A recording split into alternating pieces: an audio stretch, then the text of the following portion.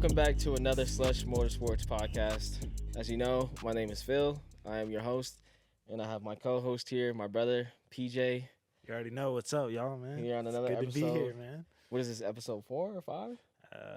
We getting up there. Yeah, we're getting up there. We're getting up there. there. And of course, we have another special guest with us today. Another Colorado native. Am I right? Yep. Well, sorta. Sorta. But he's here with us. He's part of our community. He's part of our culture. He's big in the scene. A lot of people know him, and very credible person to speak to. But today we have Matt Sixberry with us.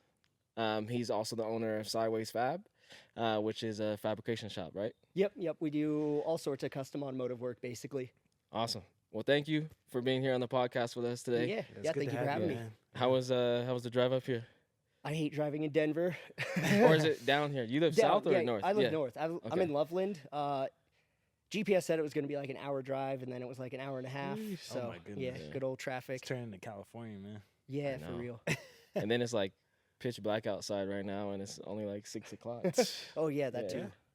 Yeah. It's that daylight savings. It is. I swear I thought we weren't going to do that. I swear I seen like a bill or something saying like. I don't think that's possible. They're trying to vote. No. They're trying to vote to like leave it like either on or off. I forget one way or the other. Legit. But so it doesn't like ruin the whole winter past 5 o'clock. No, that's good. Yeah. That's good. Well, Matt, go ahead and tell us about why are you a car enthusiast? Like, what is your upbringing in the car culture? What led you to be a car enthusiast? Where did you come from? Oh man, I have been surrounded by cars and engines and stuff like basically my whole life. Mm-hmm. When I was a kid, my dad used to build swamp buggies, if you know what those are, because I grew up in Florida. So those are, for those who don't know, it's basically like a truck frame, 4x4 truck frame with an engine with a platform built over it. Dang. And then you like sit on the platform and like you could drive through basically like any mud or anything like that. He used to go alligator hunting. Alligator hunt? Oh, yeah. So you became a car enthusiast while alligator hunting. Like the redneck way, yeah. Yeah, and that's ended lit. up in That's cool. cars. Wow. And then from there, like when I was real young, I got certified in small engine repair when I was like 12 years old. I took like a college class to like get certified in small engine repair, and I used to do like dirt bikes and pocket bikes and all that sort of stuff. So what inspired you to go that route? Was it someone in your family that also did the same thing, or? Yeah. Well, it was just my dad was very mechanical, really. Like he was never a mechanic or like never a like total.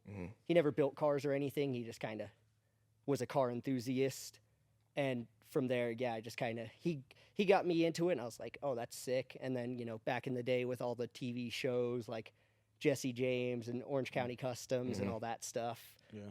Just sort of like, I'm like, oh, that's really cool. I want to build cars. And then, started building bikes and then got into cars eventually. And Man, here we are. are. That sounds amazing. It's always good when it could be passed down to you and you can learn from a good resource around you. Yeah. I think that's one of the troubles that we have today in our not our generation, but the generation that we stand in right now. Oh, yeah. As far as like how new enthusiasts learn to be a car enthusiast or where they get their information from. Because it's all over the internet, but you could get bad information at the same rate you can get good information. Yeah. I mean, they have so much information at their hands. It's great. But then, like, they get on TikTok and see some stance kid, like, ruining his shit. And, they're like, oh, that looks cool when it's finished. I want to do it that way. And that looked easy. And then, they learn how to do it the quick way to get the views and not the right way. And But some of them do transform, and they're like, "Oh, I liked that, but that wasn't the right way. I'm gonna do better and move up that way." So and then you go to a car meet and you see someone who does it better, and it inspires you. Yeah, exactly. You're like, "Oh, my car looks sick," and then you see another car, and you're like, "Ooh, it's my like, car dang, I needed sucks. to do this." Yeah. Yeah. I've had a couple of those moments. Yeah, good. I mean, you should always have those moments. Otherwise, you're just kind of conceited, maybe. Like, I agree. Yeah, I definitely agree. So you've been in the game for so long. You got to tell me the fleet, man. What's your fleet looking like? The fleet right now. Well, I daily drive a 21 Supra. That's what I drove here in. And then I have the Viper V10 swapped 370Z. That's my drift car. I got the V12 swapped 58 Ford F100, which is built for like kind of drifting, kind of like burnout pit stuff. Then I got the Drift Tahoe. It's a 05 Chevy Tahoe. I'm kind of building it to be like a meme more than anything. But it's got like angle mods lowered. I'm gonna have 5 racing seats in it, so I could like do the drift taxi thing, but also like I wanted more than The drift taxi. I never heard of that. Oh really? Oh yeah, You ever that's heard like of Drift Taxi? Well, yeah, any of like the 4-door, 4-seat drift cars, they always call them Yeah. drift taxis. but it's gonna be a van though, right?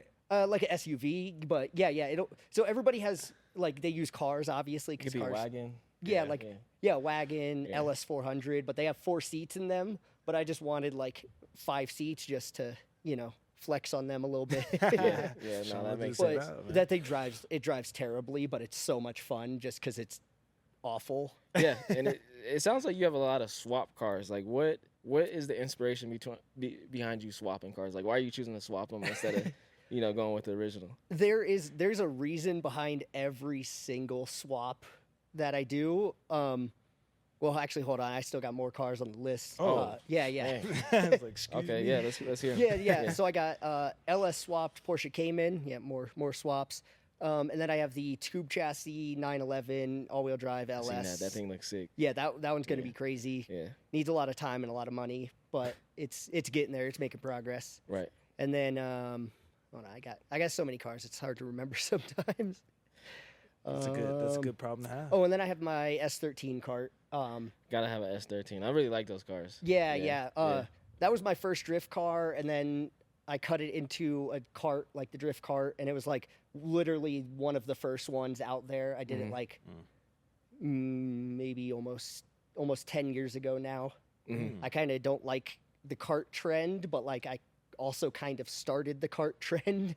Yeah. So Okay, tell us more about that. so basically, I had my S13. It was just like a missile car, drift car, S13 coupe.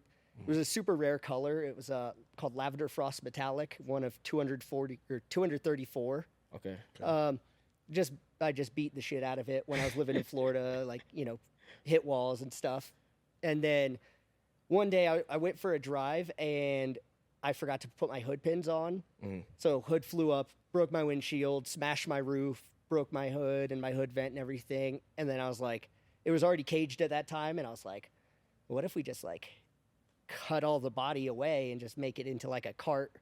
So yeah, I did that. And it was before Cletus did Leroy, and it was before. Did you think that was like safe at all? Like, did you have any concern with that? Because that's pretty. No, they're not safe. But I didn't really have any concern with it. But Yeah. like, it's whatever. Yeah, especially being one of the first ones to adopt it. Like, yeah. that's pretty. So you didn't Yeah. even think you were like starting a trend. You were just like, Yeah, it was just I'm like. just full send something. Yeah. I just kind of went for it. I mean, I got it tattooed on my arm because like Hell you know yeah. Oh, yeah, that was that's like nice. that was like a first big like growth that I got because like I was friends with you remember Haggard Garage back in the day? Yes. Yeah. I was friends with those dudes and Caleb Quanbeck and stuff, and Mhm. like they had a pretty big following on YouTube, and they like did some videos featuring me with the cart, and like I let them drive it because That's cool. not much Yeah. wrong you can do with it, Yeah. right. but yeah, it made about 400 horsepower and weighed 16 to 1800 pounds. So Damn. like it was a rocket ship. Yeah, that's a monster. Yeah, but I'm What year was doing, this? Like, how long ago was this? 8-ish years ago. Okay. Yeah. Yeah. So yeah, that's fast. I know, like today's cars, they're like Yeah. 2003, but of course you Yeah, weigh like yeah. nothing. That's So, Well, and, yeah. it was Yeah. a drift car. Like Yeah. there was one time I put slicks on it just to like see what it would do Yeah. with grip, and it was fast. Man. But yeah, like for a drift car, even nowadays, like 400 horsepower in That's that light plenty. of a car is Yeah, that's plenty. Yeah. You'll start flying quick, oh yeah. like towards the wall. Little dart. Yep. Yeah. That Yeah. dart, man. But yeah, so it was just kind of to do it and like Mhm. see what I could do and stuff is kind of all I ever do. I feel you. But I got a crazy engine swap planned for that soon. Yeah. So the swaps, like, what's the like? Why are you such a swapper? Honestly, like I do a lot of social media stuff, and views pay they get good money and stuff, and everybody loves to see the swaps. But like, also it's just fun from like an engineering standpoint and from like the challenge of, I've done so many LS swaps for customers that it's like, you can do it in a weekend if you have all the parts and just bolt in everything and plug and play and wiring specialties harness and, boop, boop, boop, Those start LS it up. swaps are like just so easy. They're very common. What's the best LS engine to swap, I guess? I would probably say LS3, right? I mean, LS. realistically, it doesn't even matter because they're all like, they all bolt on the same. So like, you just kind of go. LS3 is a great option because it's like a good balance between being cheap enough and being like powerful and reliable enough. Right. Everybody goes with the 5.3 LM7 just because it's an LS swap and it's, the cheapest option you can get. Right. It does the job though. Yeah, it does the job, but then like, if you get into the big boy stuff like LSXs and stuff like that, then it's like big money for like slightly more than LS3 power, and then Yeah, that makes sense. And so like the swaps that you do, you like to use them for content. So like that's a good content generator for social media. Okay. Exactly. I can do all custom fabrication, and that's a big part of my stuff is doing the fab work. And I could build custom headers to do an LS swap, but like it just feels dumb to build something that I could buy for $600. Yeah. And I spend like $600 on materials to build it, and I'm like, so what kind of feedback do you get when you do the swaps on social media? Like, what are people saying? Oh, I mean, a lot of people go with like, oh, you could have just LS swapped it and it would have been easier. And I'm like, I know, you're right. I'm dumb, but like the Viper swap, it makes 470 wheel, which like, a slightly respectable LS can make 470 wheel with bolt-ons. But it's something that you just don't see. Exactly. You don't see it. It sounds different. It looks different. It was, way more of a challenge. So when you do your swaps, do you look at something that's going to be controversial a little bit, or like how do you approach it? No, I really don't care about that so much. As I approach it from a very logical standpoint. Like people are like, oh, you should swap like, some really stupid, useless engine, and I'm like, I don't want to. Like, right. So for the Viper swap, I have like a thing that I went down. Like, I wanted it to be a V10 because at the time I had a 4, 6, 8, and 12 cylinder car. So I was like, well, completing the trio. Get the whole setup. Yep. And then I couldn't afford a Lambo V10, which like definitely would have been my first option, but they were like $30,000, and I was and I would have to adapt that would have been crazy. Oh, it's still on the list to do, probably, huh? It's still on the list to do. Yeah. Whenever I can afford that. Yeah. But yeah, like adapter and transmission, everything. So that it was really between, for like a good V10, like it was between the BMW S85 and the Viper V10. And I was really just worried about the rod bearing failure that the S85s have, and I have no mechanical sympathy at all. so like I wanted it to be reliable, and American engines do reliability pretty well. Right. So yeah, that's true. What's your most prideful LS swap? Like the one that you're like, that's the one. Your favorite one. He's like all of them. Yeah. I mean there's been a lot, and they're just like kind of standard, so it's hard to really pick. But I'd actually say one of them that I didn't even do the full swap on. We just did like some of the work on the swap and sort of like got it back going. But the whole car is just super clean. It's my buddy Irv. It's in an E30, and like I didn't even do the whole swap, but like it's just such a clean car. That's definitely one of my favorite like LS swapped cars that I've worked on. That makes sense. Yeah. It's clean. Well, there's a controversial swap, that you've been talking about recently on your social media that I've seen. It was at SEMA. Yep. And then when you pointed it out, I was like, oh, you're right. Like, this is not what it is. Yeah. What is it? It's a Miata that's supposedly a Ferrari swap. Lambo swap. Yep. And it had like a LT4 in it, the guy said, but like it might not even be an LT4. It might be like a, whatever. I don't know the Gen 5 stuff, but. Yep. But yeah. And typically you're the type that you wouldn't cringe at any swaps, but specifically with this one, it was false advertisement going on with it. Yep, Yeah. exactly. And also we were talking to the guy, and like apparently he told other people it was a Lambo engine, and then he told us it wasn't, and then he told us it was making like 1900 horsepower and like had these. He told you he was making 1900 horsepower? Yeah. Then those turbos, they were like little max speeding rod turbos that were like, the size of like a soda can. That's crazy. And I'm like, those turbos physically can't do that. And you know what's crazy? If that was like real, like a real possibility, Yeah. that would be insane. Yeah, like, literally insane. absolutely. I feel like the car would do a backflip. Yeah. Like Yeah, a for full-on real. backflip. That's crazy. You see people Yeah. LS swap Miatas, man, but yeah, that would do that as a death wish if he pulled that off. Like, Well, it's like the fabrication work. You put that motor into that little thing. Like, Oh yeah. how do you do that? Like In your head, you're thinking, that's not possible. Let me go check this out. Right? Yep, exactly. Do you think that's a project that you could take on and do? Lambo Miata? Oh yeah, easy. Yeah. Yeah. I mean, it's really just a matter of setting it in there, maybe having to do something with the oil pan to make the engine sit in its place, and then from there everything is really, it doesn't matter what the engine is, it just matters the size of the engine. Mhm. So like it could be, a Lambo engine or a Cummins or an LS. You just make the mounts and wire it up, and all that stuff is just a matter of connecting A That to makes B. sense. So no fab work, you don't think, with a V10 or a V12 in a Miata, or what do you think? I mean, V12, there's no way that could fit, right? it could fit. I wouldn't fit under the hood, but it could definitely fit in the engine bay you'd and have like to- be in yeah. there relatively. But Okay. but yeah, people do some crazy stuff. So then if you had unlimited money, any build, what is the ultimate swap that you're doing? Money doesn't matter. I mean, Like, what is a swap that people, like, if there was nothing that can hold you back from this and you wanted to make history, like, what is this? one of one. 101. I mean, like any hypercar engine and drivetrain, like Koenigsegg is like my, absolute favorite hypercar. Mhm. So like that type of drivetrain, like I think it's the Regera or whatever with Yeah, the Guerra's nice. yeah. Like throw that in like an old Porsche or something would be sick.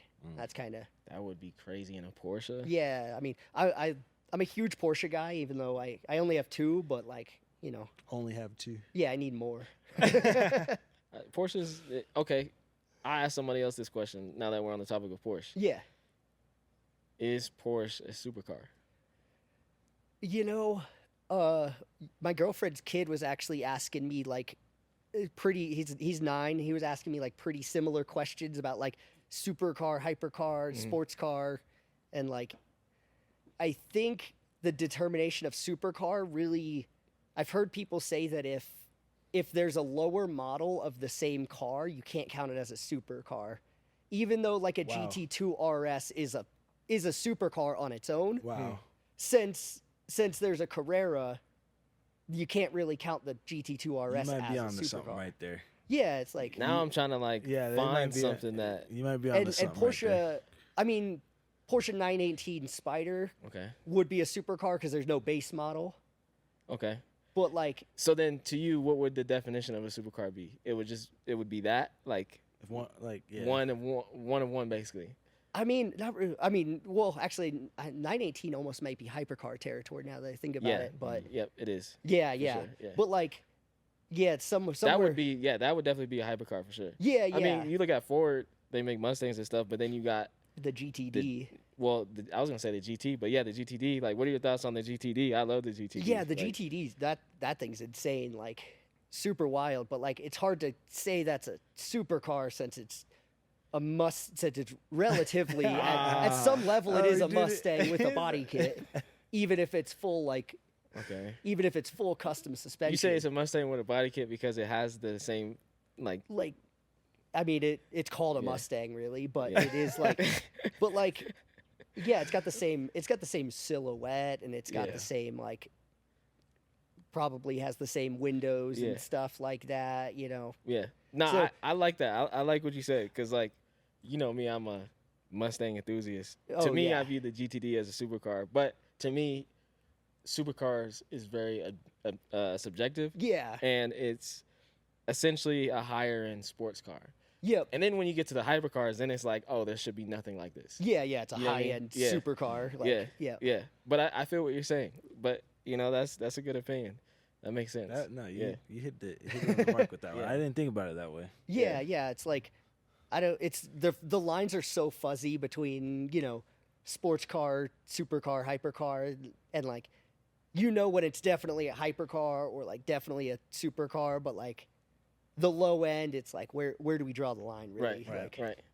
So then, as a car enthusiast, what is something that's impressive to you that someone else in the car industry can do, and then something that's not impressive? And like a good example of that could be like, do you think someone that has a 1,500 horsepower twin turbo Lambo is impressive, or do you think someone that has a Honda that's 1,500 horsepower is more impressive? Like, honestly, I might sound like a dick, but I don't think either of those are that impressive so much as Right. like, they're sick, and I love them both, but like the 1,500 horsepower Honda might be a little bit more impressive if they can like put the power to the ground with some engineering and some thought, but Right. like slapping turbos on your Lambo, throwing whatever 6 figures at underground racing and picking up your car, I wish I could do that. but there's no like engineering, so it's not that impressive. It's just like, oh, that's dope, Yeah. But like, if you can do some engineering to make your Honda put that power down, that's that's impressive what to you. really gets me like impressed. Okay. Yeah. Is there anything in recent that you can think of, like, that you've seen that someone did that, hey, that's impressive? You were just at SEMA too. Oh actually. yeah. I was just at SEMA. I mean, the Guichi Z4 GT3. That car is like a feat of engineering all around. If Okay. you've seen that thing, that's amazing. What's done? What would you notice about it? It's got the Mercedes M120 V12. I think it is. Bunch of billet work on that thing. Giant crank-driven Procharger. Big, massive aero package. Mhm. It's like, it's a wild car. Yeah. And then my buddies, Horizon Motorsports, the 70 Trans Am. It's like gray. They call it Hammerhead. I haven't seen that one. Okay, you But got to it check that sounds out. crazy. Yeah. Hammerhead. Yeah, those. That's hard. That's a buddy of mine. Him and his dad built it, and it's like, it's got like all IndyCar suspension on it. It's like a super mid-mounted LS motor with a transaxle. It's like, that's a wild car. Okay. Yeah, that and makes like, sense. yeah, that sort of thing is Okay. very impressive to me. I understand. That makes Yeah. sense. And then when it comes to, let's say, you got drag racing, you got time attack, you got autocross, you got drifting. Out of the motorsports, which one do you think is the most challenging and most impressive to Like at a compete in? professional level. Yeah, to compete in or participate in? I think time attack is kind of, they're going real fast now, and like global time attack, they're getting they're breaking records every year, like year over year. Ferris Kotimi's like, annihilating every record he's ever seen, and like that thing is kind of crazy. Drifting was getting kind of cool for a while, but then FD rules are very strict, and they're sort of getting more strict as it goes on, and it ruins a lot of the creativity. Yeah. The art behind it. I like the freestyle aspect of drifting. That's why, like, at the SLUSH Motorsports Festival, we like to do even like showcases and stuff. Yeah, exactly. Like I would love to compete and, do that sort of thing, but I love showing up to events like SLUSH and just being able to drive whatever I have. And realistically, if I wanted to build, anything and just drift it, I could just do that and have fun with it. And that's sort of more of what I like to do. And then from there, I can make it drive better and do things to the car that aren't legal Right. for competition. Right. Yeah. Yeah, that makes sense. Yeah. That definitely makes sense. Yeah. Well, let's get back to the topic of how did you come from Florida to Colorado, and then you own a fabrication shop, Yep. Sideways Fab. How did you start that? Like, what was that journey like for you? So I started it in Florida before I moved out here, and I was in school for mechanical engineering. Was going to a really nice, expensive private university called FIT. I wanted to be an engineer, basically like my whole childhood, because everybody tells you to get a nice office job and get a good paycheck and do whatever you want to do. So that's kind of what I was like, oh, engineering is what I want to do. So then I was in school for engineering, and at the same time I opened up the shop just to like work on French drift cars and stuff. And I had a lot of good friends that were in the drift scene, and they all supported me, and I did everything for the whole group, engine swaps and bash bars, welded diffs, all that stuff. And then eventually I just wasn't really seeing myself as like, an engineer with a desk job, and didn't seem like the vibe that I wanted. So then I failed Calc 2. I mean, but that's Calc 2. Yeah. Calc 2 you was gotta hard. get past Calc 1. And also in my defense, I need glasses really bad, and I wear glasses now. But when I was in Florida, I didn't wear glasses just because like I never had glasses, so like I couldn't see the board, so I couldn't. Oh, okay. I was able to bullshit my way up until Calc 2, but then once it was there, I would have been fine if I had glasses. Yeah. But failed Calc 2, and then couldn't really afford to go to another semester because Calc 2 was like holding me up from taking other classes, the prerequisites and stuff. So then I just went all in on Sideways Fab, and started building cars, started doing more swaps and more everything like that. And well, that's amazing. Yeah, that's good. I'm happy for you. Huge leap of faith. It sounds like too, man. Yeah. I mean, kind of. I still have a bunch of student debt, so. Yeah. Tell us, go ahead. Tell us, what are some of the challenges that you deal with, owning your shop, or what are some of the issues you have, or what's the dark side to it that people don't get? I mean, I work long hours. Like I'm gonna go home after this and still work some more. I work until like midnight or 1 a.m. every night. I don't get up like early or anything. So like I can work my own schedule, which is cool, but you got to work long hours, and some people don't like that. I don't mind it. Right. It just gives me something to do. And then, not meeting deadlines is always a problem, just because there's so many holdups. And when you're doing custom work, you're like, yeah, I should be able to get it done on this date. And then, you order parts and they don't even show up until after that day. And you're like, well, I ordered the parts. Like, I don't know why they're not here. So, right. So like, that's a big thing. And then when you're doing custom builds, you got to deal with finances in between getting paid, because people. Yeah, that's a whole process in its own. Yeah.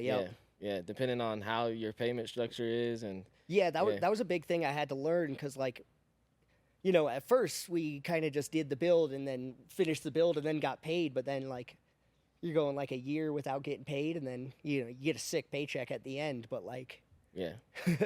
What's the most amount of money you ever lost? I mean, not a whole lot, maybe $5,000 or something. So that's good. You manage your risk pretty well. Yep.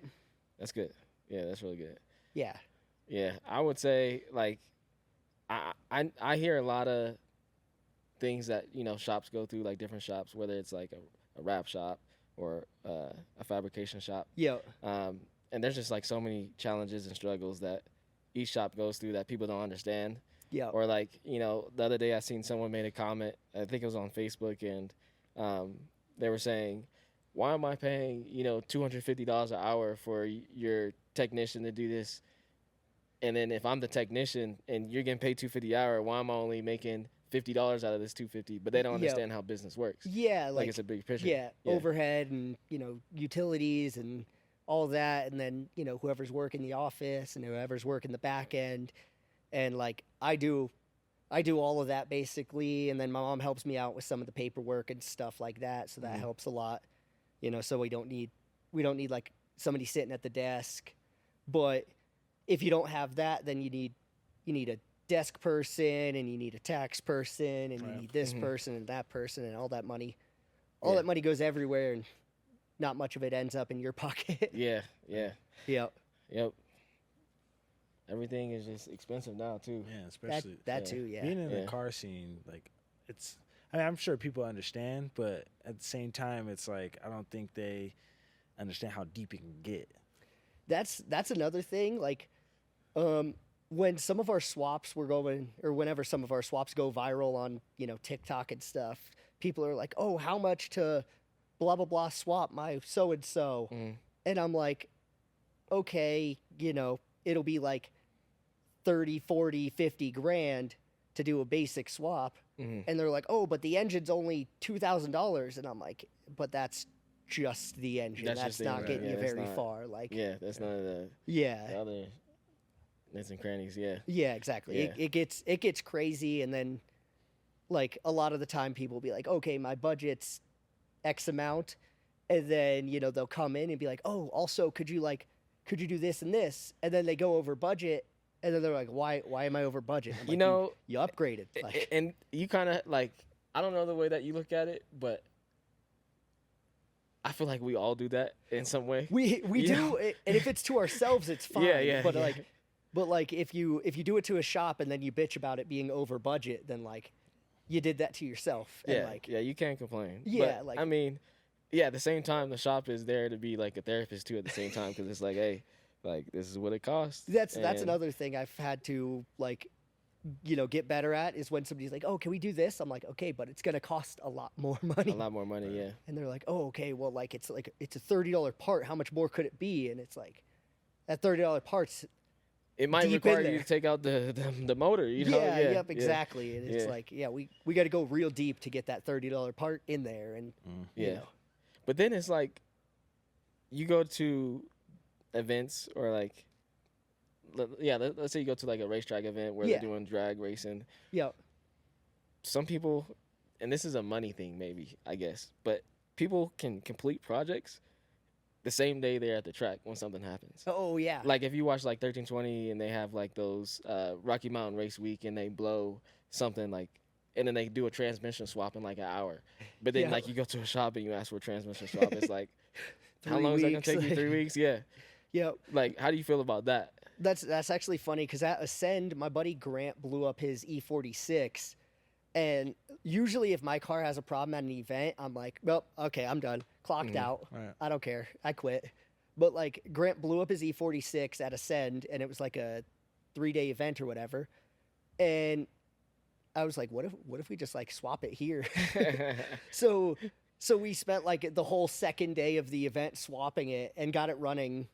Some That's dude crazy. down Yeah. dude down the row had an engine at his house that he sold him for $100, like a M54. And it was just down the road. Yeah, down Dang. like Yeah. 30, 40 minutes from PPIR. And like we're like, shit, all right. And then like we borrowed an engine hoist from somebody and borrowed some tools from somebody and like See? got his car back going It's and the like universe, everything aligned. And Yeah. that right there is car culture, car community, people putting their heads together and Yeah. solving problems yeah. at a super fast pace. Yeah. It's Yep, crazy. exactly. But yeah. then that creates the experience. Those are the nights that you remember. Those are the events that you remember where it's like, dang, we did this.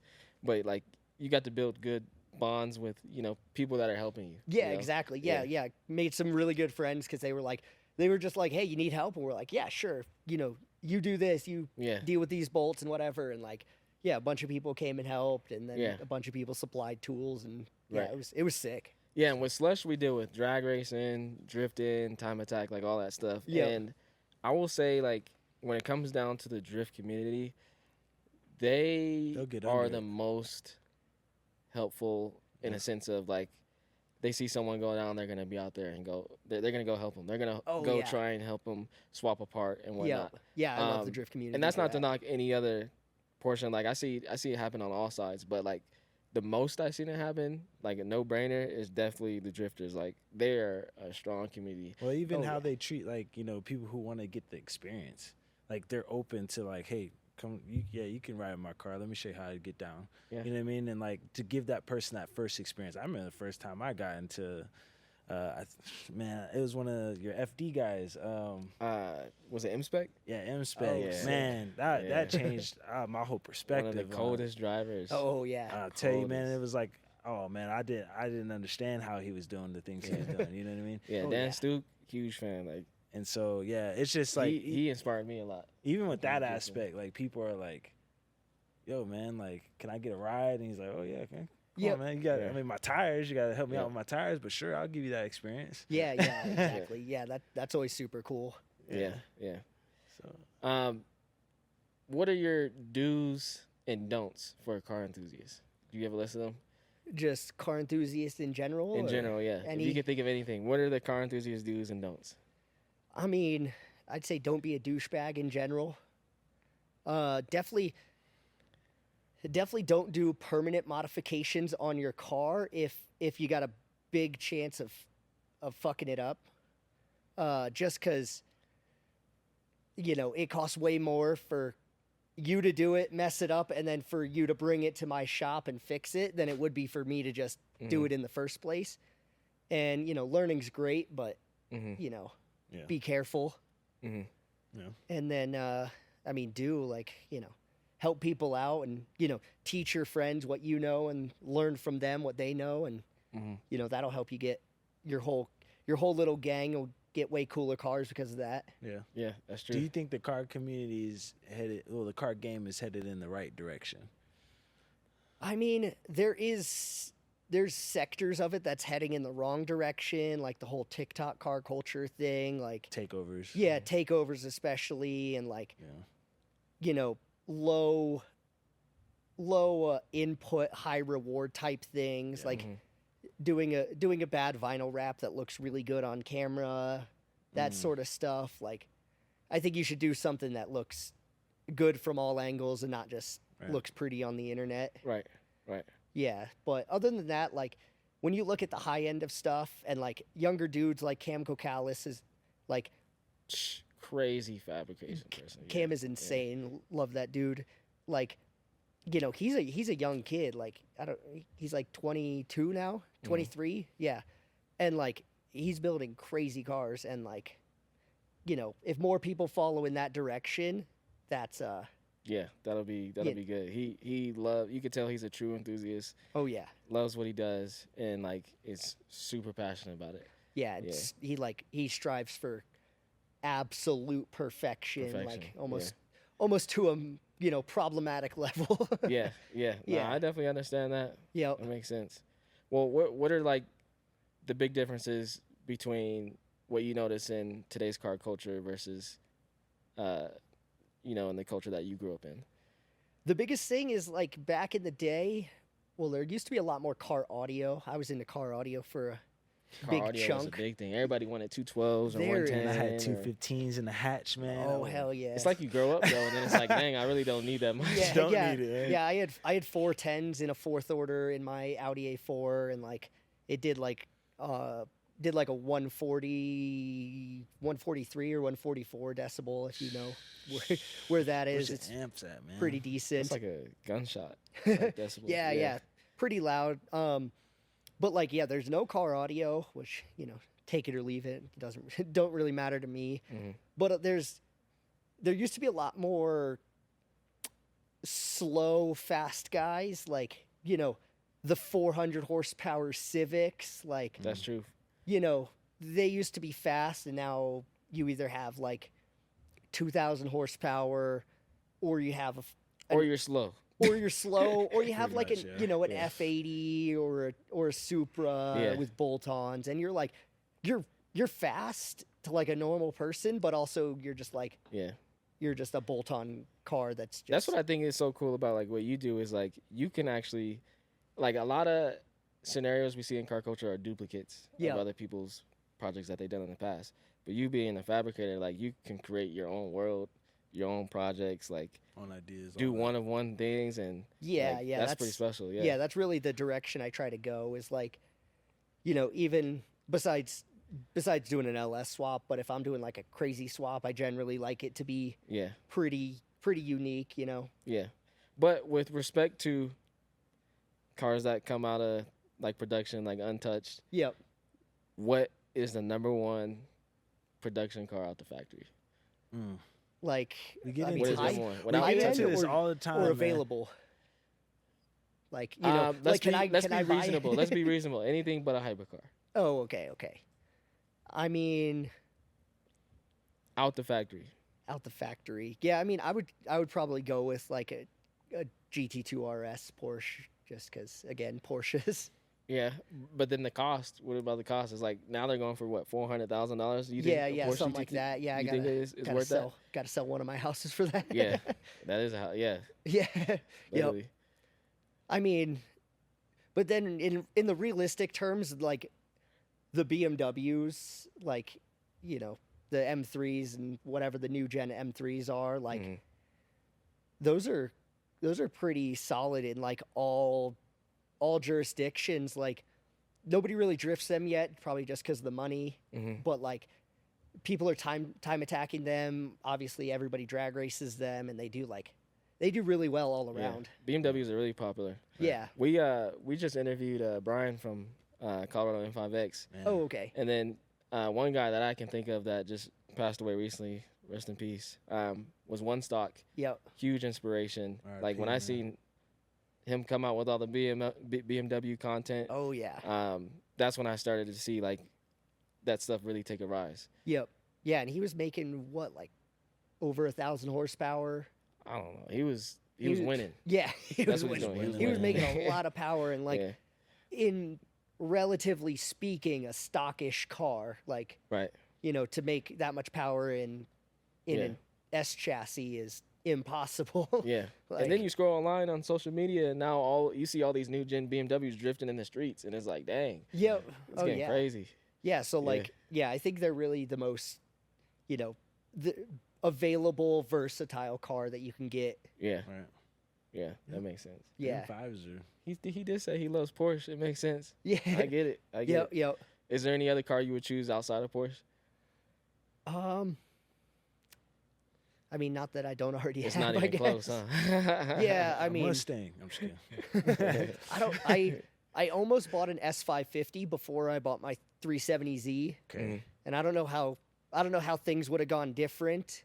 It was a EcoBoost, like the 4-cylinder EcoBoost car. Yep. So like I probably would have ended up swapping it anyways, and then I'd have a Viper swapped S550, I guess.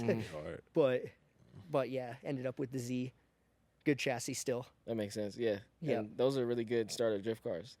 Yeah. Very good starter drift cars. Yeah, so I had it bone stock, like untouched engine, it had stock air boxes on it for the longest time. And that thing partied, like had working AC. It would get a little hot if I was drifting, if it was hot out and I was drifting with the AC on. Yep. But I just had to remember to like turn the AC off in between runs, and I could still go around and stage Yeah, that's with the thing AC about drifting on. is keeping that temperature right. Yeah. Oh yeah. But yeah, I was going up and staging with the AC on, like windows up, and I was like, Feeling good, yeah. yeah, you guys hate your life, so I'm chilling in You gotta here. have, like you said, the radio. You gotta have Oh, music, sound. Yeah. I had like drifting with everything. music. That's fun to me. I enjoy that. Oh really? But most cars don't have music in their drift car. Yeah, no, Yeah. I can't really do it. I always have it off. Really? Yeah. I get in the zone when I do that. Like I feel good. Hell yeah. So let's say I'm a new enthusiast. I don't know much about drifting at all, and I come up to you and I'm like, I want to be a drifter. What do I do? What's your budget? I got 20 grand. 20 grand? I mean, I never drifted before. if you can find one, which you can, especially outside of Colorado, a C6, super good. You don't really need to do much to it, and then you can just start driving. Or a C5, of course, I agree. Yeah, I definitely agree. and then you have a little bit more money left over for tires and upgrades. So you would start a newbie out just with the straight V8, I mean, 400 horsepower. a lot of people argue that it's like, oh, you should start driving in like a stock single cam S13 with an open diff and stock suspension, and like I've done that before, and like it sucks, and it's like not that much fun. And like it's so difficult that it like ruins your motivation for it, and I'd rather you get out there and have a blast. That's and a like really good do an point. okay job driving, And don't like, hit the wall. don't hit the wall. Yeah. Yeah. Don't ruin, try not to spin out every time and, ruin it for everybody. Right. But like, it's just so much easier if you're starting to straighten up and you can just give it a little extra gas because you have some extra power on tap rather than like, you're dealing with 140 1993 horsepower, Right. Right. 1990 horsepower, and like, however much power that equals nowadays. Right. And To me, like what's really impressive is the racing simulators, because when I didn't know how to drift at all, yep. I spoke to Dan Stuke, and I remember going to a shop and he had a racing simulator there, and he would actually like train, like put hours on it. And then I started learning more about Formula One, and when they're not like physically on the track, they're actually in sim cars, like sim racing. Yep. And then I saw a video where this kid won a sim racing tournament. Oh, so then they I saw took that. him to a real racetrack, put him in a drift car, never drifted a car ever in his he life. went crazy, right? And then he Yeah. like basically did it perfect. Yep. Right. So I learned on the sim for a little bit first for myself, and then I went and Oh, nice. did the C5 route, started drifting. But that like helped me out a lot. I didn't realize like how well it would transfer. Oh yeah. Like- So the way I always describe that is like, I used to have a sim before I bought my new shop. I sold it because I needed money and stuff. But like, I had a pretty nice Fanatec setup, and I was terrible at it. Mm. But I also started driving cars and then went to the sim. So like, I just needed to put more time into it, really. Mm. But if you go from sim to cars, you have so much extra information that you don't have in the sim, like G-forces and all that. Right. That like, it's way easier to go from sim to car, and you're like, oh, I've drifted this track already, and now I have like extra information to work with, and I can feel the grip and feel the G-forces and everything. It's almost like And- magic. Yeah, and also like a pretty gangster sim setup's like $3,000, 3-4 grand. Yeah. and like that's Shout out to Podium One. They're the best in the You're game. not slamming yeah. your car, you know what I mean? You're not. yeah, you're not risking your car, and No what is- tires. yeah, what is $3,000 is like 6 to 10 pairs of tires, like, Right. and you can get way more than 6 to 10 pairs of tires worth of driving out of a sim. So like, boom, you saved your money right there. Like, Right. That's true. yeah, That's a really good route to take. You gotta get into it. It is. yep, And then after that, full sending on the track, put those hours in. yeah, exactly. Keep training. Yeah, just learn how to translate from what you learned on the sim to real life, and that's just a matter of feeling the difference of what the sim feels like versus what your car feels like, and then you're Right. like, oh, okay, I remember how to do this now. Right. So what's it like being a social media influencer in the car world? Like, how was that life? I mean, it's hectic at times because like I always, no matter what's going on, I always got to remember to post stuff, and like a lot of my content is focused around builds, so like sometimes I'll just have to like go work on something I didn't want to work on just to get a piece of content out, because like I post talking head content sometimes where like I'm just talking about whatever, but like that's not what my followers really want to see, even though sometimes it gets good views, but like I want to post good They wanna see you meaningful build content, something. Right. yeah, some substance to Right. it. Yeah. So like that's a little stressful, and then no matter what you do, people are gonna bitch about it. So like Yeah. like I have people, they see my Z with the Viper engine, and they're like, oh, you don't know what you're doing, and I'm like, but I built this car, like I know at least a little bit, like I know at least enough to build this car, so like I'm Right. still learning, but like damn, like Yeah. Yeah. like who are you? Yeah. So then, would you advise someone to be a influencer? I mean, if that's what they want to do, and if they want to build cars, it's almost the best route to build cars without having to deal with customers as much. Because on a good month, I can make more from social media than I do from my other stuff.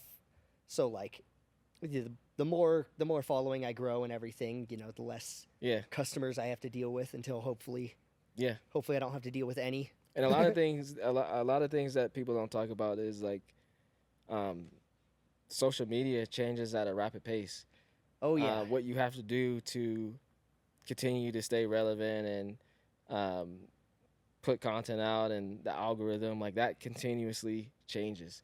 So like you could start today, but guess what? 6 months, a year from now, it's going to be a completely different ball game. So you have to be a very adaptable person and like learn. Like you said, it's a whole job. Like yeah. You gotta build followings on everything because their payout programs jump. Like Instagram will start pushing and be like, oh yeah, we want people to post videos and we're paying good money, and then TikToks will kind of go to shit, but you still have to maintain your TikTok because Instagram's going to be like, all right, we're done paying you, and then TikTok's going to be like, all right, we're paying you guys. So then you got to go back there, and you don't want to, lose you don't want to have lost everything back there, and then eventually got to go somewhere else, and you just follow kind of the trends and follow the trends of the payout cycles. Yeah. So you don't have to fully answer this question, but what's like, how much have you made from being a social media influencer? Like in total? Yeah. Well into 5 figures. I mean, I don't know how much exactly, but yeah, haven't made 6 figures from it, but well into 5 figures. That's good. So yeah. Yeah. I'm still trying to figure it out myself because I'm not monetized on platforms like that. But oh really? It is something that I'm working to do. Nice. But yeah, I like people make money from all different types of ranges, and like you say, like it always changes different depending on the platform. Yep. Right? Yep. Yeah. Exactly. You gotta follow the trends, and then like you also got to make sure you follow guidelines because some TikTok is super strict about stuff. Like the I don't know if you're gonna have to censor this, but the Galaxy Gas videos that I made, if you remember those or if you saw those. I actually did not see it. Oh, okay. So like Galaxy Gas is nitrous, and I sprayed We were talking about that on the last podcast. I swear we were. Oh, okay. That's what Brian was talking about. Oh hell yeah. Yeah, I sprayed my Z with Galaxy Gas, and that did numbers like 10 million on Instagram. And how much do you make from like that video? Like do you?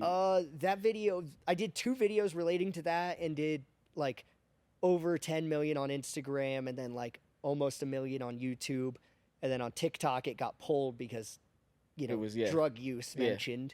On Instagram, I think in total I made like 1,500, maybe $2,000 off of that one, and then like 500-ish on YouTube. Like, okay. Yeah, so that video. I mean, that's good. Yeah. Yeah, like if I could do those, like daily, every day or every week or every month, I'm happy with that. Like, right. Yeah, we're gonna put that video up. Charles, remember put it in the Galaxy Gas video. Yeah, I swear I seen it, man. But I swear I seen it. Is that the biggest video that you had? Is the Galaxy Gas video? Yeah, okay. Yeah, that was the biggest video, and then like I've had a bunch over 1 million, and like. Right. Did you put it in right in front of the shop? Or wherever you Yeah, it was in front of my garage, purple car with the pink bottle. Yes, I swear. Yeah, I know I so see it really did go viral. Yeah, exactly. Yeah. That was fucking everywhere. Yeah. That was sick. That's crazy. That's dope. Galaxy Gas. Dang. Yeah. And that was just like a random. I thought it was gonna do like kind of good numbers, like maybe break 1 mil, and then like it blew past 1 million like in the first like day or two, and I was like, oh fuck, that's dude. Crazy. Like, That's good.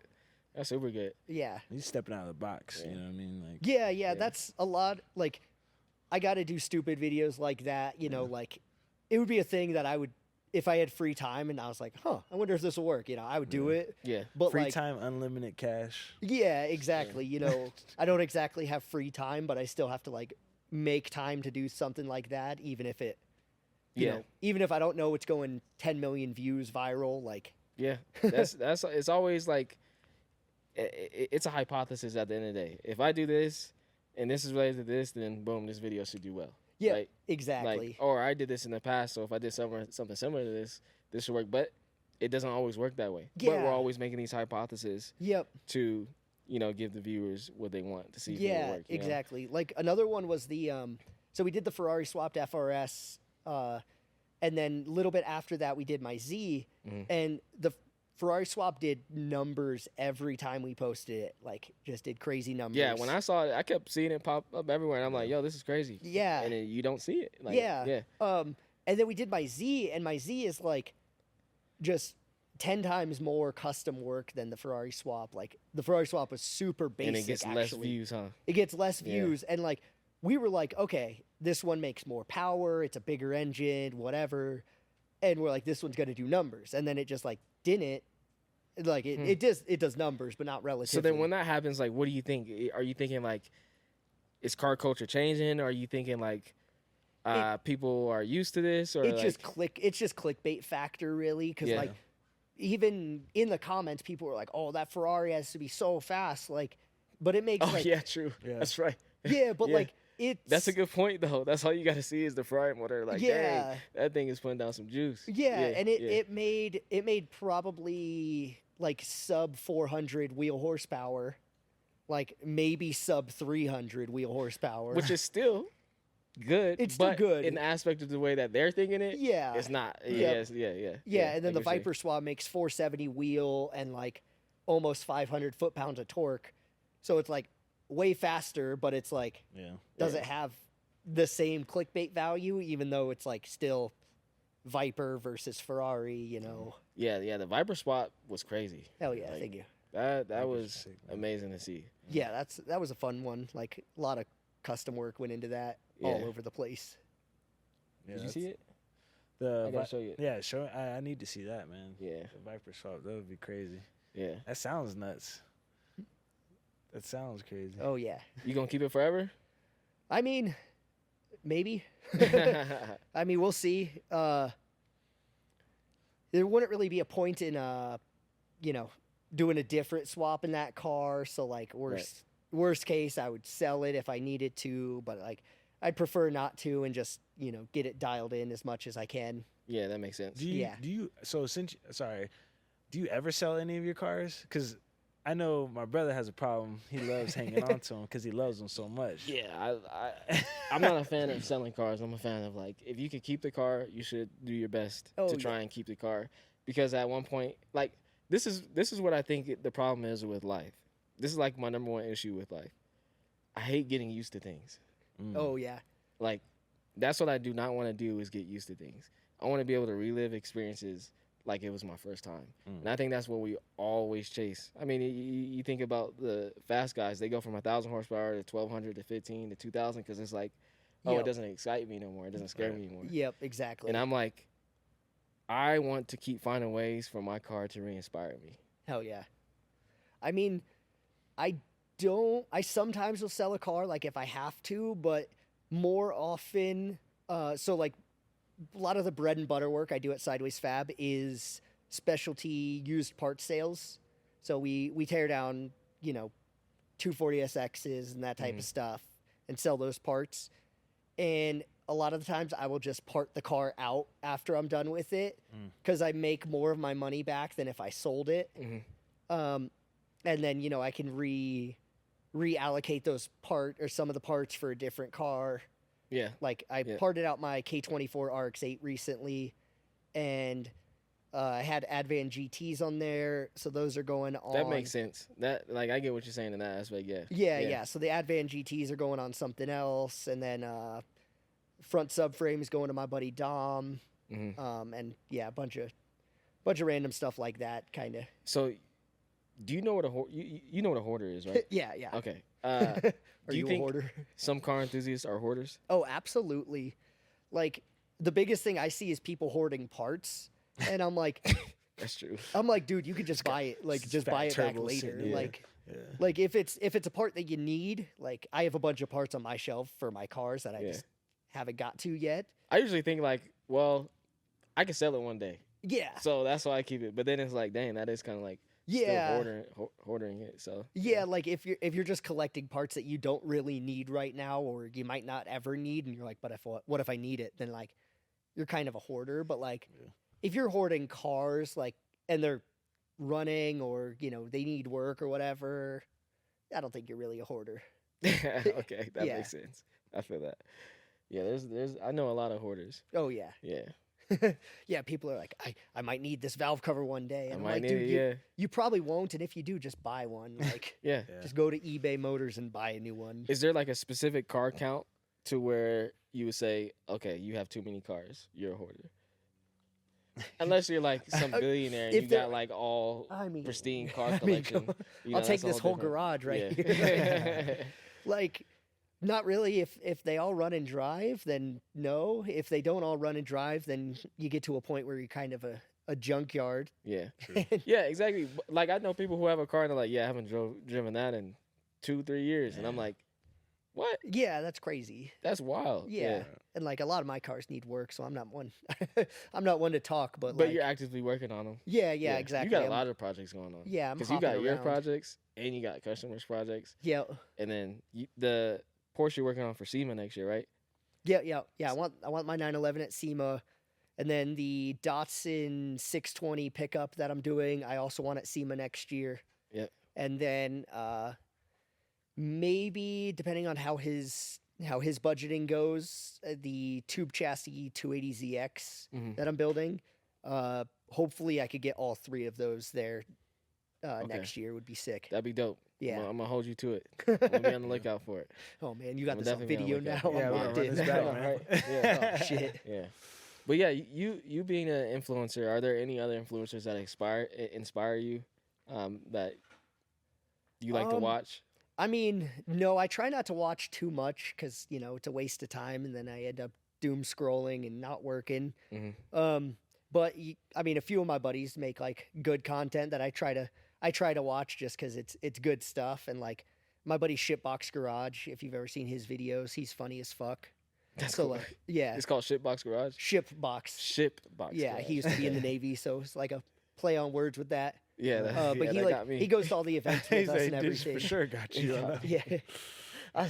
I promise you, I thought that's what you said. Shitbox. Yeah. Yeah, I was like, what? But that's kind of It ironic. sounded- like, yeah, it's kinda 'cause cool. Yeah, I feel like exactly. people would still. Yeah, exactly. watch that, yeah. But yeah, he's a good homie of mine. He goes to like SEMA and PRI and everything with me. Nice.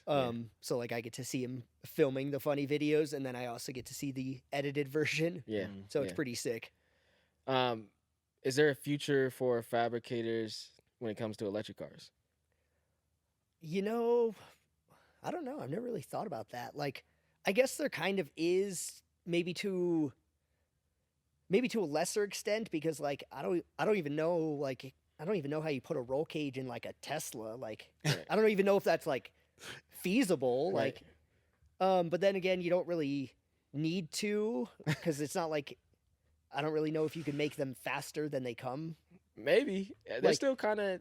I They're mean, old, but they're new. yeah, like in a maybe sense, some yeah. different controllers or Yeah. something, could put the power down Yeah. better. I don't really know, but like, Faster response. Like, time. let's yeah. say they came out a car has 0.9, 0 to 60. Are you hopping in that and driving it? Are you interested in it now? Oh yeah. No, I'm super interested in electric cars. Okay. The biggest issue about like building one is that like they get so much hate on the internet that I wouldn't want to deal with that. Yeah. But like for myself, it would definitely be a fun thing. Yeah. It would just have to be the right setup, the right project.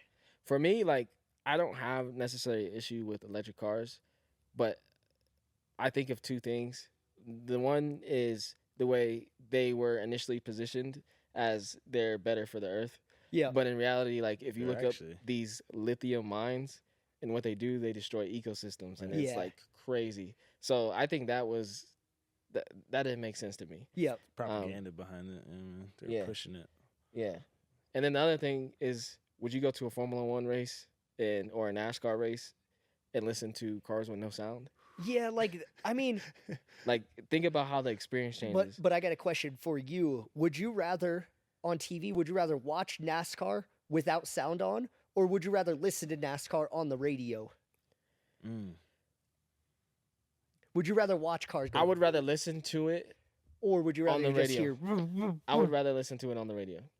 Because Interesting. I would say, because like when it's on the radio, typically you have some people who are co-hosting it or speaking about the race, and they build up these moments and make it exciting. And I remember when I was back in high school and middle school, like I wouldn't really watch the NASCAR race, but I would have it on TV and I'd just be doing homework. Oh, It's like a okay. good distraction. Yeah. Like when I go to sleep, I have to have some type of noise, like, Oh, or the okay. TV on or something. Like I enjoy having that background noise. Yep. So to me, I could get away with that versus like watching it on TV with no sound. Versus Interesting. maybe if I walked into like a hotel and it's on TV and I'm like, oh, Yeah. it's Yeah. so-and-so, just, yeah. woo. Yeah. Well, like, yeah, I ask a lot of people that question actually, and usually it's the other way around because, like, I would rather watch cars fly by than just listen to cars fly by. But also, you do got a good point with the announcers and everything. Like, Yeah. I mean, back in the we day, gotta. isn't that what if you couldn't make it to the NASCAR race, they was listening to it on the radio. True, yeah. You were listening Yeah. to it on the radio before you were watching it on TV. Yeah. Yeah. But both together, that's how Oh, yeah. it should be. I mean, yeah, that's full. Now imagine you go to the race, right? Yeah. No sound. You just watch the cars going around the track. Because even then, like, just hearing that. Well, no, if we even go back, right? Remember, back like what you enjoyed was audio, right? Yeah.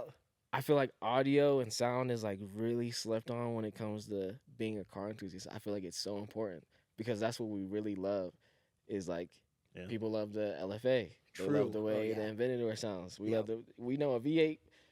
Like you're just chilling at a restaurant or something. You hear a car drive by. You're like, oh, I know what that was. That was a 5.0 Coyote, or that was a LS3, or whatever. Yeah, true. Hearing a downshift, a clean downshift. The Porsche, one of the best sounding cars. Oh, for yeah. Sure. Sounds clean. Yeah, I regret not having a Porsche engine in my cars for that fact. For the sound alone. Yeah.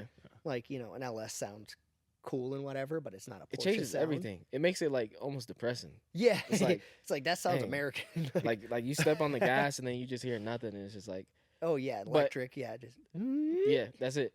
Yeah. But the G-forces is what adds to it that helps. Like, yeah. that it throws you back in the seat, which is cool. But then I think it adds on to like what we were talking about previously about that raw experience, right? Yeah, that raw experience, exactly. Where it's like, when you got full control, you can feel you can feel the ground shake, what I mean? Whereas like in a Tesla, those old cars, yeah. Right. Or like in an electric car, it's like, have they made a manual electric car yet?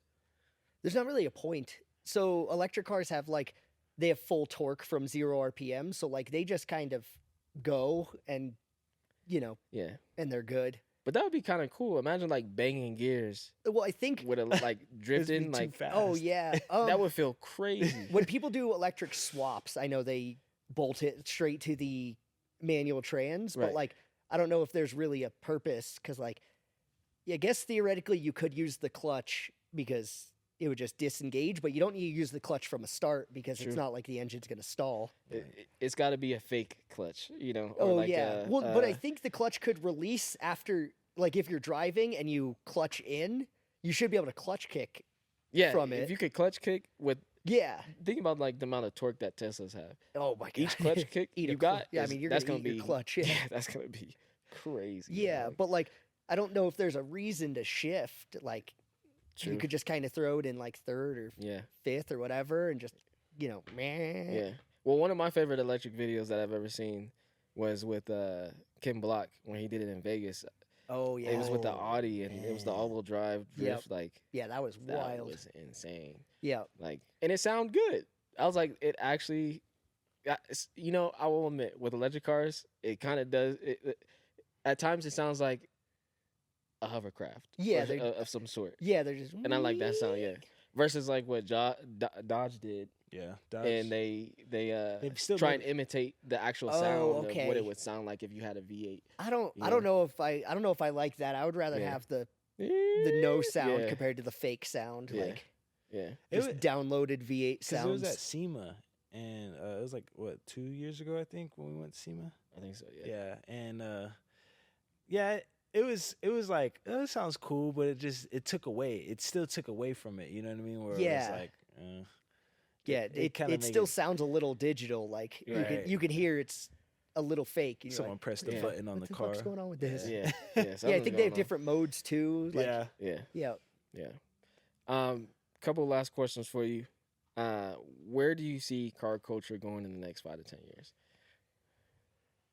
I don't really know, but I could hope it goes into like, more of a actual quality thing and like, less of the TikTok car culture and more of the, car enthusiast culture. Mm-hmm. Less concern with likes and views and more concern with actually building cool shit. Mm-hmm. That's the way I would like to see it go, but I don't know if that's going to be the case. Yeah, I don't know either. I would like to see it go that way too. I feel like the challenge with that is just like, just the world in general. We become so innovative. Yeah. And we innovate at such a fast pace that now it's like things get more competitive. It's harder to do something new. Yeah. And I don't know how much of a rate we can keep that up. Because now, like we were talking about earlier, we see people doing duplicate builds and trying to get that same experience that they seen somebody else did before. Yeah, exactly. There's nothing wrong with that, but yeah, I mean, it works, and you're like, that guy's formula worked great. I'm gonna do the same thing, but also like, you could change stuff up and do his formula with your style, but like that takes a little bit more thought and creativity that a lot of people don't and have. That's why I love this topic, because no matter what car you own and what you do, at the end of the day, you as a person comes first. You are the one that drives the vision. People may like your car, but they also have to meet you. And then you can really tell a lot about a person and how they treat cars and how they are as a car enthusiast. But that's how you continue to innovate, is you need to be specifically you, yourself. Right? Yep. Take pride in that. Like, enjoy that. Oh, yeah. Be that person to take a step out the box, you know what I mean? Be the person to take the risk. Take a Viper engine and put it in a FRS, you know what I mean? Like, take a Viper engine, put it in something else, and like that's still a sick build, and you're gonna have different things to overcome than I did, and it'll still be a unique build, and people will still say you copied me. They're still gonna talk shit no matter what. That's the they still gonna talk no matter what. Yeah, I feel like if they don't talk, that's when it's a problem, you know. It's good. It's good. It honestly is good to give people a reason to talk, because that's what they want at the end of the day. Yeah, I mean that's always a thing too. Like, you got to give them enough reason to talk shit, but like, not enough reason to be valid in their shit talking, but just enough to get the comments out of it. Right. It always sways though. So you have like 70% shit talk, 30% that's like, nah, this dude's actually pretty dope. Yep. And then like as time goes on, you show yourself and you show your who you are in the car. Then that's when that 70-30 turns into, 80-20 the other way. That's going to be the difference. Like, yeah, you did amazing swaps. You're a great fabricator. But also what sets you apart from a lot of people is you yourself and the way that you present yourself on social media. Like, the way you talk, you position yourself as like, yo, I'm one on one. Exactly. Like, that's kind of how I, tried to set it up for myself. So. Right. I mean, you're doing it. Yep. So, it's worked out well so far. If you ever see Matt in Colorado, good guy. Like, you can say hi. He'll have the conversation with you. Come up and say hi to me. Have fun. Hopefully he's at the SLUSH Motorsports Festival. Come party with him. He might take you for a ride along, even though he didn't say that, but I'm setting him up right now. All right, I got you. But before we go, Matt, go ahead and give us one piece of advice or two pieces of advice that you would give to someone in the car culture. Put you on the spot. Oh man, put me on the spot right here. Close this out, man. You gotta close this out. Oh shit. Just any advice? Yeah, any advice. It can be about life. It can be about cars. Oh man.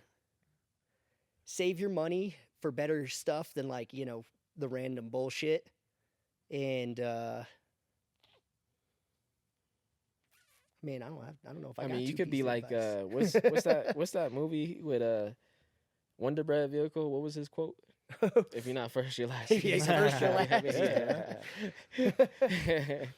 And build cool shit. Yeah, there you go. Yeah. Hell yeah, man. Build cool shit. Yeah. That's always been my thing. I just want to build cool shit, and like that's all I ever really wanted to do, and not even specifically cars, like just whatever's cool. I just want to build cool shit. Yeah. And he determines what's cool to him. Remember that. Exactly. Yeah. Yo. Yeah, that's true. Hell yeah, man. Dang, that kind of gave me one last question. Keep it going. Can you please tell me a story where, because we all have them, and maybe I'm not wording it correctly, but a story where something in the car world like really resonated with you, like something changed your life, whether it was someone you met and you went through a specific experience, like. Honestly, my first time going to SEMA, I forget whether it was 2016 or 2017, seeing Rob Dom's 4-rotor car there was like when it was a roller with the engine sitting in there, big turbo just like propped up, like halfway built, like less built than my Porsche currently is. And like just seeing that car there was like, I was like, damn, that is sick. I want to build something like that eventually. And, you know, then however many years later, I started on my Porsche, which is very like similar build to that car, very inspired by Rob. Now you're living in the process. Yep. And now I'm friends with Rob and Isaiah, and pretty sick. That's dope. Yeah. That's a full moment right there, man. Yep. Hell yeah. Well, thank you for coming on our podcast. Man. If you guys ever need any fabrication work, like I said, Matt does own a fabrication shop, Sideways Fab. What are the socials to find you? All my socials for the business are Sideways Fab, and then for me, it's the number 6 and then berries. Thank you. Yep. We appreciate it. Yeah, yep. Man. There's another one in the books, man. Another classic. Yep. We'll see you for the next episode. And shout out to Black Mountain Motor Works for hosting this podcast for us today. And we'll see you at the next one. Hell yeah.